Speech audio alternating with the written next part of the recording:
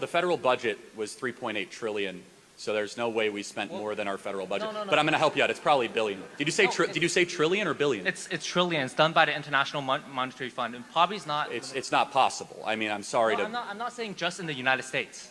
Oh, okay, worldwide. All right, then that might be conceivable. Sure. Right. So I mean, yeah. But anyways, so I would say instead of subsidizing these fossil fuels companies, I would say that take these subsidies to renewables and other forms of cleaner energy that would be beneficial to the environment while still pertaining economic Fair enough. Last question. So where do we get the cobalt to make the batteries, and what do we do with them?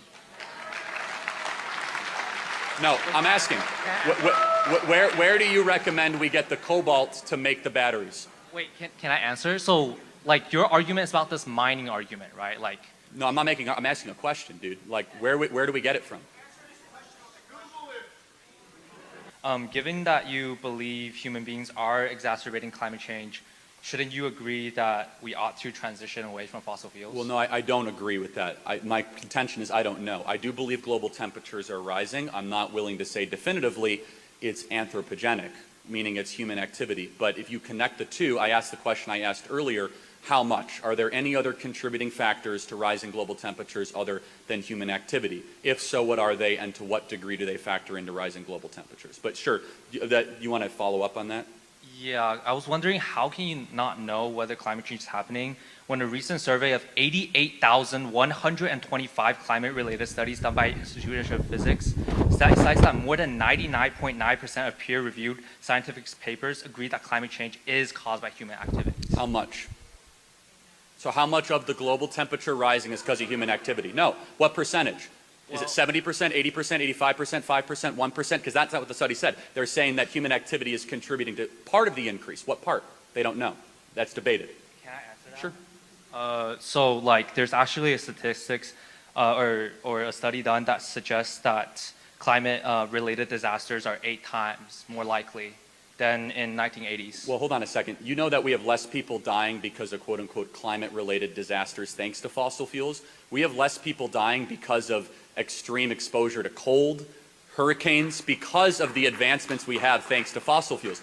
You know, this idea, it's very interesting in modern society. We take for granted the idea of having widespread shelter, heating, or air conditioning in extreme climates thanks to hydrocarbons, we take for granted. That used to be a leading cause of death of human beings up until 1850s. Now, if I posit your contention, climate-related catastrophes, even though, according to peer-reviewed studies, that climate-related catastrophe death is actually at all-time low, the question is then for you, which is, what would you get rid of, when, and what would the cost of that be? That is the question, so please answer that.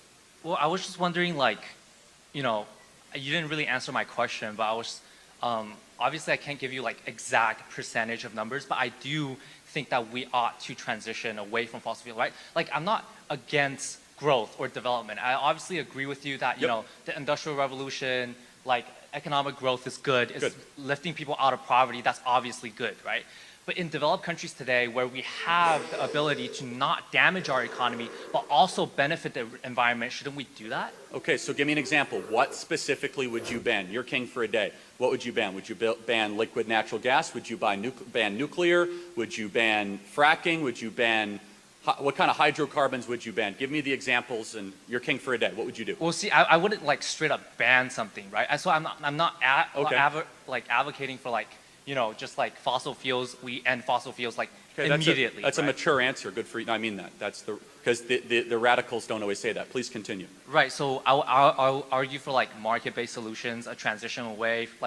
Like for example, I think in 2020, like the government funded $5.9 trillion to fossil fuel companies. I would say that instead of investing this money, $5.9 trillion to fossil fuel companies. That doesn't sound right. But you might be in tax credits, maybe, or tax breaks. That doesn't sound right.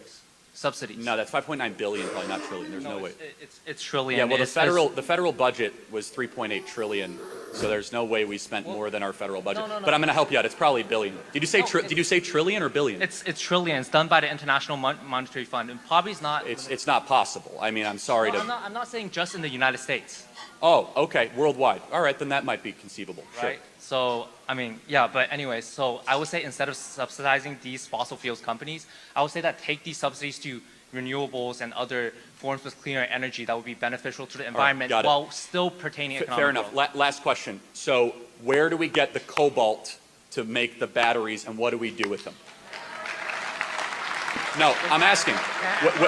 Where do you recommend we get the cobalt to make the batteries? Wait, can I answer? So, like, your argument is about this mining argument, right? Like, No, I'm asking a question, dude. Like, where do we get it from?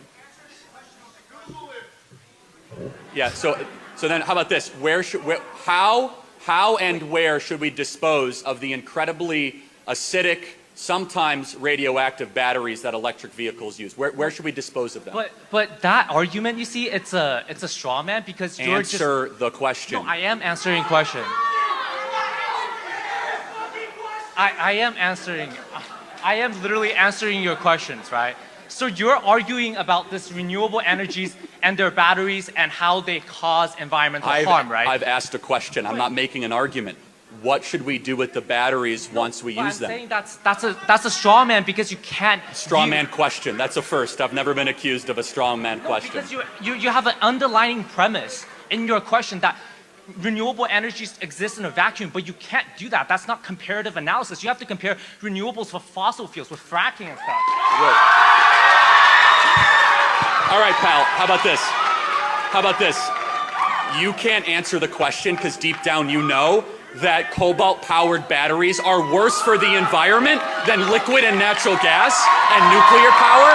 So you come up on here to try to virtue signal, I love the environment, but as soon as you ask me about the incredibly environmentally inefficient, destructive, animal-killing, acidic-producing batteries, you're a strongman. You're out of time. Thanks for being here tonight. Next question. When you are out to argue, make sure you prepare yourself. One thing I noticed about Charlie Kirk is that he is out to teach people what he have learned so far. He sees that, okay, I'm learning something and I don't want to keep it to myself alone, so let me go out there and teach people what I've learned. That is how the world's supposed to be. If someone brings out what he has learned, what do you have to do is to listen. Listen. It's your choice to make use of that thing or not. So I love the fact that he always tells people that I am not arguing, rather we are learning. It makes sense. Yeah, it really makes sense. So people are out there like coming out for him like, I am here to argue with this man, I'm here to let him know that what he's saying is very wrong. Okay, when someone have his point, how would you do that? Look at the tight corner he put himself in. You see, so this life is not all about I want to win or I'm arguing or I want to see the end of this or blah blah blah. It's all about learning. Let's share ideas. Let's tell each other what we know. It's left for that person to pick it up and do whatever he want to do. It's that person's choice. But you know, sharing ideas is very good. So I really appreciate Charlie Kirk for that. The question he asked him is that, okay, so where should we throw the batteries? Where they already used batteries, where should we throw them? I think he knows where the used batteries should be, but he just don't want to say it, because when he say it, it's going to take them to another level, you know, and that level is going to be his downfall. He was out to argue, and I know he thinks he was going to win, but he doesn't know that he is dealing with the wrong person. So boy, calm down and respect this man. Respect Charlie Kirk. I know by now you should have 100% respect for him. Guys, I've come to the end of my video. If you've not subscribed to this channel, do well to subscribe, like and share this video to as many eyes out there. I believe they will watch and also learn one or two things on this clip. And if you like this video, do well to turn on your notification bell to get notified whenever I drop another one. See ya. Bye.